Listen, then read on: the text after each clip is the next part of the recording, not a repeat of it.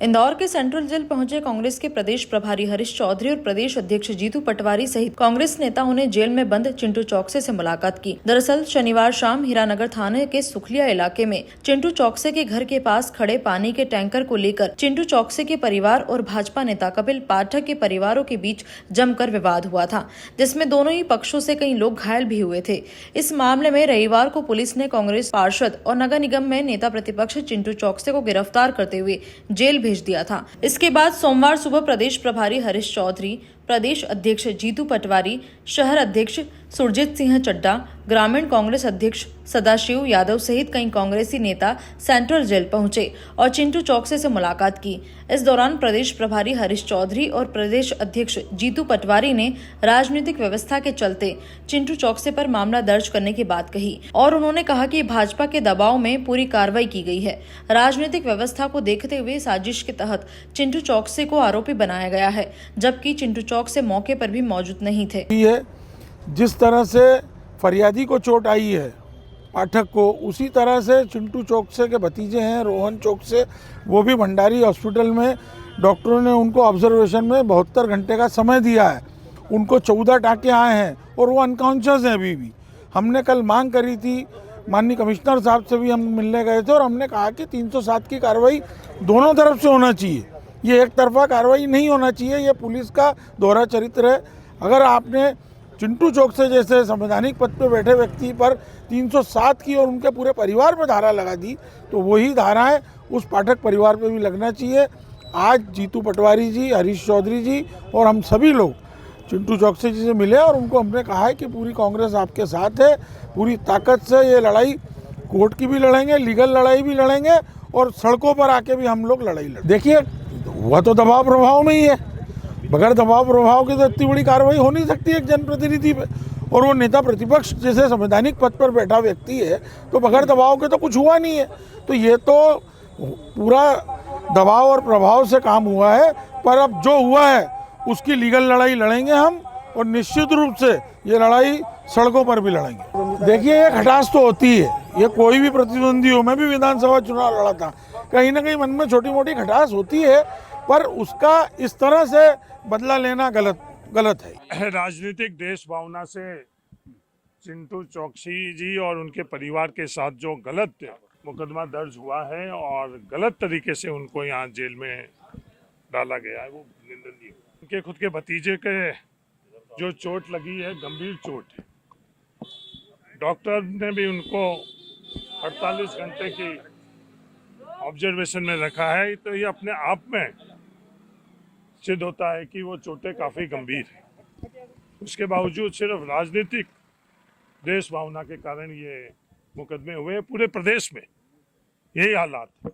आज अखबार सुबह आप लोग देखो तो क्या क्या चीज़ें भारतीय जनता पार्टी के नेता कर रहे हैं, उनके पदाधिकारी क्या कर रहे हैं, ये पूरा मध्य प्रदेश देख रहा है। ये जो सत्ता का अहंकार है, उसमें ये लोग मानवता भी। ये बिल्कुल मुलाकात हुई है कांग्रेस परिवार चिंटू चौकसी जी के साथ में, प्रदेशाध्यक्ष और तमाम इंदौर के नेतृत्व चिंटू चौकसी के साथ में। हम लोग कानूनन तौर के ऊपर ये लड़ाई लड़ेंगे और सड़क पर भी ये लड़ाई लड़ेंगे। नहीं, पूरा मुकदमा ही गलत है, मुकदमा का आधार ही गलत है। 307 का मुकदमा ही नहीं था। उल्टा इनके भतीजे के जो चोट आई हुई है, कोई भी जाकर देख सकता, सामान्य सा अगर मेडिकल के समझ रखता है वो जाकर उसको देख ले, उनको पता चल जाएगा कि चोट गंभीर किसकी है, ये झगड़े का कारण क्या है। कोई भी जाकर इसका शोध कर ले तो पता चल जाएगा कि जानबूझकर झगड़ा किया गया और ये पहले दफे नहीं हुए, लगातार ये झगड़े कराने की कोशिश की जा रही है। पर चिंटू चौकसी की आवाज़ नहीं दबेगी, चिंटू चौकसी नहीं दबेगा, कांग्रेस की आवाज़ नहीं दब सकती है, कांग्रेस नहीं। जैसा मैंने कल भी कहा था कि लोकतंत्र की हत्या के कई प्रकार होते हैं। उसमें एक प्रकार होता है कि पॉलिटिकल वेंडेटा के रूप में विपक्ष के कार्यकर्ताओं को डराना, धमकाना, प्रशासन से अलग अलग तरीके से यातनाएं देना, विपक्ष के नेताओं को बदनाम करना और लगातार अपने पापों को छुपाना।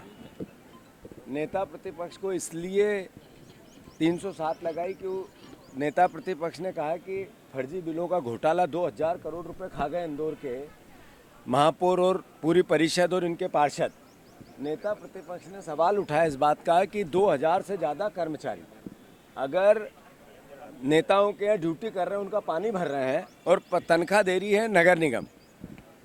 अगर नेता प्रतिपक्ष ने ये कहा कि ये जो मेट्रो आ रही है, इस मेट्रो में जो फिर से इसकी प्रोजेक्ट रिपोर्ट के बाद जो इसका प्रोजेक्शन हुआ था, जितने पैसे का इसमें यूज़ होना था, उपयोग होना था, उससे ज़्यादा अगर हज़ारों करोड़ रुपए बढ़े तो ये करप्शन की भेंट चढ़े। ये जो सरकारी ज़मीनें बेची जा रही है, इसको लेकर नेता प्रतिपक्ष सवाल उठा रहे थे।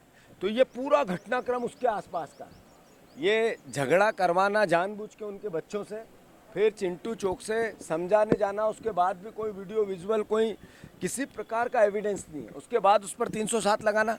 यानी इंदौर वासियों, आप देखो कि आपके पैसे की चोरी भारतीय जनता पार्टी संगठित अपराध के रूप में चोरी कर रही है, और अगर उसकी आवाज़ कोई उठा रहा है तो नेता प्रतिपक्ष की ड्यूटी है, दायित्व है, कांग्रेस जन का दायित्व है, तो उसको 307 नकली असली लगा के जेल भेजा जा रहा है।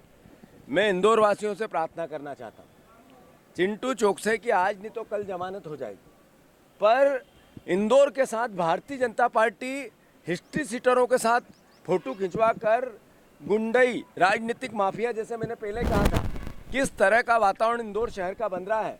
ये इंदौर की जो आन बान शान या इसका जो सम्मान है, माँ अहिल्या की नगरी का अपना जो संस्कार है, उसकी हत्या हो रही है।